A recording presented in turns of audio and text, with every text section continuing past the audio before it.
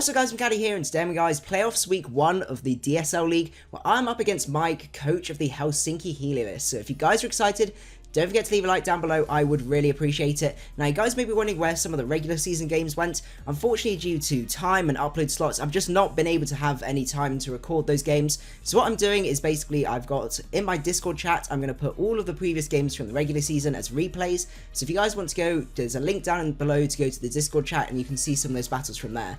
I just thought it was easiest to move on to playoffs, and also I'm in the UAL playoffs as well, spoiler alert, so we will be doing this exactly the same with the UAL. So what we're going to be doing is, first of all, running through what Mike will be bringing. He's got some very scary things, and then we're going to be running through what we're going to be bringing to answer his team, and then we're going to go into the replay from there. So Mike could have been bringing the Mega Sceptile, Crobat, Perugly, Victini, Lucario, Hitmonlee, Rotom Wash, Sandslash, Clefable, Empoleon, and Spiritomb. So a very, very spooky squad. Quite a few things we're going to have to try and deal with. So, in terms of my prep, I wanted to start off, I knew Zoroark kind of had to come, because Zoroark actually has a fairly good matchup. Like, it outspeeds and does huge damage to the Victini. I can Sucker Punch the Crobat. If it's Scarftini, I can Sucker Punch that and, you know, basically do a huge amount of damage to that. It gives me a sort of disguises, so I can play a little bit of mind games, which is going to be nice. Hit the Rotom Wash incredibly hard if I want to pretend to be Talonflame. Clefable I can Tokyo with Sludge Bomb, so that was kind of the plan with that, and yeah, just basically hit a lot of things very hard. Gives me some very valuable priority, because things like Mega Sceptile and Crobat outspeed my entire team, so having something that's going to beat that is going to be really, really key. Next up, we've got the Talonflame. Now this was a big mistake, and I'm going to spoil it to start with. There was a couple of mistakes I should have really checked with this guy. First of all, I've got even HP, which is like the noobish of mistakes, and the second noobish mistake is I had Flame Body on it, and I only realised when I was in the game, so that's a little bit of a spoiler for the game, and I'll explain my thought process while we were playing the game of how I then had to play that Talonflame, because I realised quite near the start of my mistake. And we've got a natural gift Talonflame, so the plan was to SD up with this guy, and I can do a good amount to either the Empoleon if that's coming, or even the Rotom Wash, which is two main checks to this Talonflame with the natural gift, but unfortunately that doesn't really work out. The natural gift with Lychee Berry basically gives me a base 100 grass move, so that does about 80% or so to a defensive Rotom Wash, so with any real prior damage at all, I can then just sweep with Talonflame, and obviously, if he's brought both of them, it's going to be interesting and unaware for Clefable, but, you know, this late game, this guy has a really good potential to sweep, outside of the fact he's now Flame Body and he's got even HP. But anyway, besides that, next we got the Nidoqueen. Now, I took a while to try and work out what set I wanted for this Nidoqueen. I realised pretty early on I didn't want it special, because I have a bit of a weakness on this team to Calm Mind Clefable. Having something that can bop or do a good amount of damage and reliably switch into Calm Mind Clefable was going to be really nice. So I decided on a physical set. Black Sludge, because we're pretty bulky, like we got a huge amount of HP investment with a little bit of speed creep, and I just want to be able to be like fat, live moves, switch into Clefable almost every single time, and I've got coverage to hit his entire team incredibly hard. We've got Earthquake there, which hits the Victini, it hits the Lucario, the Empoleon. Poison Jab hits the Clefable incredibly hard, and a lot of other non-steel types don't appreciate it. The Ice Punches for Crobat, and also Mega Sceptile, though 90% of the time I'd be clicking Poison Jab. And then the Sucker Punch allows me to check Victini, and if it's something like Banded Crobat, because my team's a little bit weak to Banded Crobat, I must admit. Like, I don't have the most reliable switch in. I have to use like Miltank to cause recoil, and also, but then I've got sort of 3 mons with priorities, so that was kind of my my answer to that. And then we got the Gardevoir. So this Gardevoir is just a sub Gardevoir. So this is designed to sub up on potential switches, sub up on Clefable's T-Waves if he decides to bring T-Wave, or Rotom, you know, Will-O-Wisps or T-Waves. And he doesn't have the best switch-ins to a Gardevoir, especially behind a sub. Like, his best answer is probably the Empoleon. So that's another thing I needed to sort of, I worried a little bit about, was my team is slightly weak to Empoleon, just from the fact I can't hit it incredibly hard. I had to have Shadow Ball there, because otherwise the Victini walled me, and I figured Victini was the bigger threat, and I needed Sub to set up and evade certain things, like hopefully 1v1 the Clefable and stuff like that, and I needed Psyshock to hit things like the Crobat. So I had a bit of like 4-move slot syndrome, and I decided Empoleon was the best one to sort of be a bit more weak to. And then we've got the Latias, so outside of a unaware Clefable, this set is going to be really, really nice. After a Calm Mind boost, we can take on Mega Sceptile, we can take on Crobat, we can Roost Up and Purugly because we're very, very defensive. The Victini we can take on as well, we can even take Choice Band of V-Creates, which is really, really sweet. The Lucario we hit very hard with Psychic, Hitmonlee with Psychic, Rotom Wash with Psychic, so overall a really, really nice set. Even the Spiritomb will struggle a little bit, even if it's a special set, because we are pretty physically defensive with this guy, and we outspeed everything from Victini and below from there. So this is kind of like a semi-win-con, or I was going to use it early game to try and sort of weaken his team a lot, so you'd have to use a lot of resources to try and take it out, and then I can try and sweep later on with Talonflame or something like that. And then finally we got the Miltank. I knew I had to bring the Miltank because if it was Choice Band of Victini, I was going to be in a spot above her. So we've got it's an okay set. It's I just realised we even messed that up. That was a bit derpy, but I needed to have checked this team more, but I was quite busy and I just completely forgot to look at the nitty-gritty bits. But anyway, we have got T-Wave and Headbutt, so a bit of power flinching. It's a bit douchebaggy, but then he's got Clefable, so it's kind of fair enough. Milk Drink and Stealth Rocks. This guy's design mainly sets up Rocks because it helps me with the Victini and the Crobat, and also weakens things like the Rotom Wash. Getting chip damage on Rotom is going to be really nice. And finally, Thunder Wave and Headbutt slows down a lot of his team, and then Headbutt can sort of chip away at them, and also potentially we can get some flinches and stuff like that.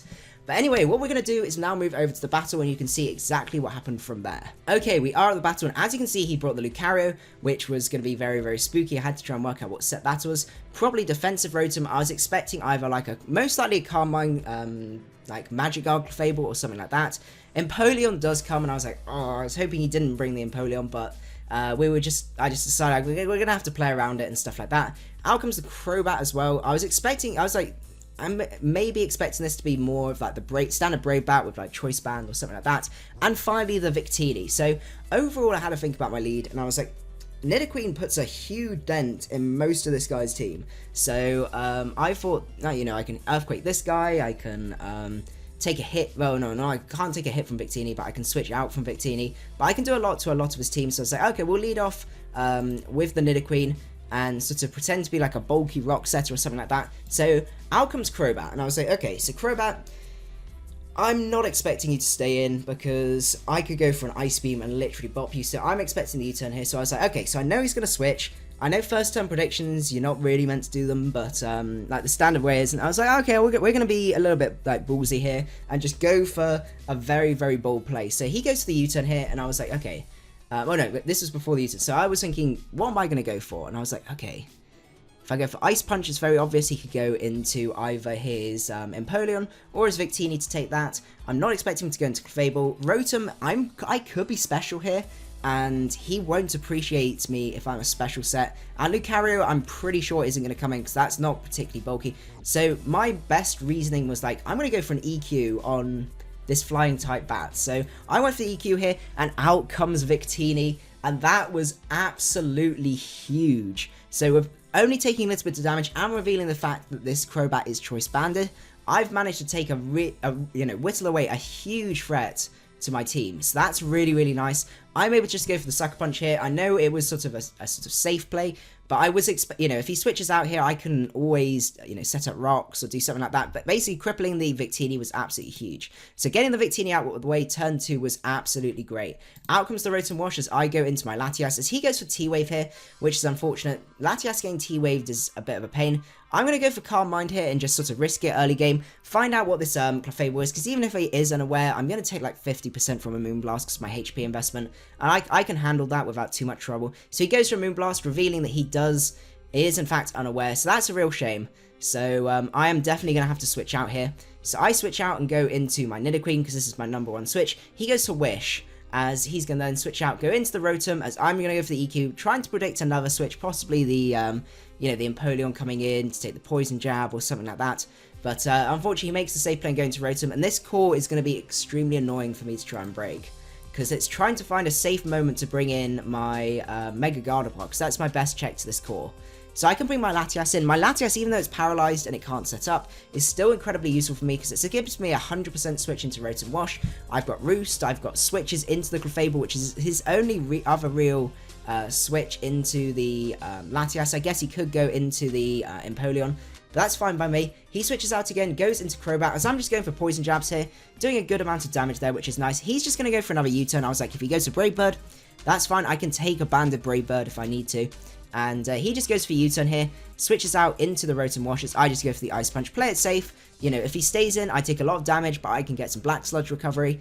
And if he switches out, then I basically get that amount of damage back from leftovers. So it's sort of a win-win for me, regardless of which way he goes. So now I can just go back into Latias, go for the Volt Switch. It's incredibly obvious, but I can play the long game. I can basically wear his team down by doing that. So I can now switch into Nidoqueen as he goes for the Wish here, and now I decide pull a double here, go into Gardevoir as he goes into the Washed Up the Rotom, and I basically get a free Hyper Voice off here, which is nice. I didn't want to go for Sub because it was too obvious. I needed to get this guy out of the way, and this confirms to me that he's specially defensive. No item as well, so that was meant he was either Shucker Berry or Chople Berry, like 100%. I was absolutely certain this guy had to be, because it would give him a check to either Mega Gardevoir or potentially the Nidoqueen. So I can go into my Latias here. Unfortunately, I don't have rocks here, so I switch back into Gardevoir. He goes for knockoff, so I take the knockoff absolutely fine. And I'm sort of pivoting around here, expecting him to switch there, but he did decide to stay in. As I go into Talonflame, and then this is when it gets awkward, because I'm at 50% HP, so I was like, okay. He might just go for Raw here, or he could go for Surf. What's my best play here? I decided I was just going to go for the Natural Gift. If the Rotom came in, it'd be great. If he decides to stay in, it's chip damage on the Empress Pingu, which I really needed to help my Gardevoir basically spam Hyper Voices from there. So Talonflame didn't do as much as I hoped, but it still did a little bit, and I think that little bit was going to be very, very useful. So the Nidoqueen's out. We just go for the safe EQ here, just in case he thinks we're going to overpredict and go for the Poison Jab, and we take out the only stop to our Hyper Voice. So that's absolutely fantastic. And we're looking in a relatively solid position. Out comes Washed Up the Rotom, as I'm just going to go back into Latias, as he goes to the Hydro Pump here, expecting me to potentially stay in and get some damage off, in case he wants to go for that Volt Switch, because it is tricky for him. Like, if he goes for Volt Switch, over predicts, then I could do a huge amount with a Poison Jab. So I just go for the Roost here, play it safe. It is a sort of a little bit more of a stally turn here, as he's going to go for Wish. I'm going to try and get the T-Wave off. Oh no, get my rocks up first, and then I'm going to try and T-Wave. He T-Waves me, so he's revealed his entire set. His only attack is Moonblast, so that's really nice. So we know with our Gardevoir we could potentially set up a sub on this guy. So that's really, really sweet. So he's going to go for Moonblast here. I'm going to get powered. He's going to go for another Moonblast here, and I'm going to get the special attack drop. But I get the T-Wave off, so finally Clef has got a T-Wave on it, and that's going to be really, really nice. As I'm going to keep trying to heal up here. I'm going to get another power in a row. And I was like, oh god, if I get another power here, I'm going to be so upset. Get another power. He gets the power, luckily, so we're good. And luckily, I don't get the fourth power in a row, so I am able to get my health back up, which is nice. Meltank not really doing much for the rest of the team, so it's more of like death fodder really at this point. But I go for the T-Wave here, predicting the switch into possibly the Lucario, because I'm a little bit of setup bait, and I was a little bit worried about that, and T-Waving that guy would be really, really nice. As he just goes for Moonblast here, and that's all he seems to be doing. So he seems quite adamant to stay in, so I was like, right, well, I've stayed in, and I've messed about long enough. I'm going to go into Nidoqueen here, and now we can get some nice, decent damage off on something. His switch into Poison Jabs is gone. If X-Wing wants to come in, I can Poison Jab plus Sucker Punch, and I can basically 1-2 punch him to death as the X-Wing does go down there. So that's really, really nice. And Rotom comes back out, so this core is still being there. It's fat, difficult to get rid of for my team, and I knew it was always going to be a bit of an issue, but I just don't have the draft equipped for it, outside of obviously the Mega Gardevoir. But I'm just trying to get that moment to get that Mega Gardevoir in, and it's getting there. Like, I need to find that moment, either sack something off or do something like that. So he goes to the Wish here, and this is my perfect moment. So he can't, if he wants to go for Protect, then I can switch out into my Gardevoir, and then I can come in. If he switches out into Rotom, I can then get a huge Hyper Voice off and 2-hit the Rotom. So I was like, okay, this is my, oh no, I'm preempting myself. No, I go into Nidoqueen one more time, I think, and get that really painful special attack drop. As he's now going to switch out, go into the Rotom, as I'm now going to get a nice Poison Jab off, doing a good amount of damage to him, but he reveals his Rocky Helmet. But this Black Sludge is being absolutely huge for me. It's such a useful to have. He does go for Pain Split here, which is unfortunate, and just goes for another Volt Switch, as I'm think I'm just going to roost up here. Or I'm going to psychic for some damage. No, I do go for roost. There's so many turns of me just dodging in and out trying to break this core that is unbelievable. This is the switch into Mega Guard, where I was expecting him to go for Wish here. Now he's either got to go for Protect, or he's going to go for T-Wave. I'm expecting the T-Wave here. As he goes for the T-Waves, that's absolutely fantastic for us, and we're in a great position. So I go for the Hyper Voice, doing a huge amount, confirming especially defensive. Now, he gets parried here. Now, we had to talk about this at the end of the game. At the moment, that looked like a huge power, because I can now kill him. He goes, he's stuck, basically, having to sack off another Mon to try and kill me. So I go for the Hyper Voice here, but in the end of the day, it actually doesn't make too much difference, because we Fairy Moned it out. So if he had gone for the Moonblast, broken my sub, I'd have Hyper Voiced again, killed him. Out comes Lucario, and his Bullet Punch would have killed me, but he's got Bullet Punch now to break my sub, and obviously, in this version, I kill him. But I would have just Hyper Voiced and not let him set up, and then he would have been, either blown me back or tried to set up and got blown back himself. From there, Zoroark can take a guaranteed Lum E-Speed, because he ended up being Lum Lucario. I could take an E-Speed, I could guarantee kill with Flamethrower. If the Rotom switched in, I could just Dark Pulse straight off and kill him from there. So basically, I got a Zoroark sweep, even if he didn't get powered by that Clefable. So luckily, that's one thing I really like, is there was no hacks that then completely was game-changing, if that makes sense. Like, he was going to win this, and then he got powered, and then I won because of it. It was, as I said, we worked it out, and it was actually impossible for him to then pull it back from there. So anyway, that was a really, really good game, Mike, and I hope you guys did enjoy as well. I had some interesting prep and a lot of mistakes, which was something I'm definitely not going to do for the next one. I definitely can't afford to do that. But anyway, I hope you guys did enjoy the video. If you did, don't forget to leave a like, and I will see you guys at the next one. Macadii out.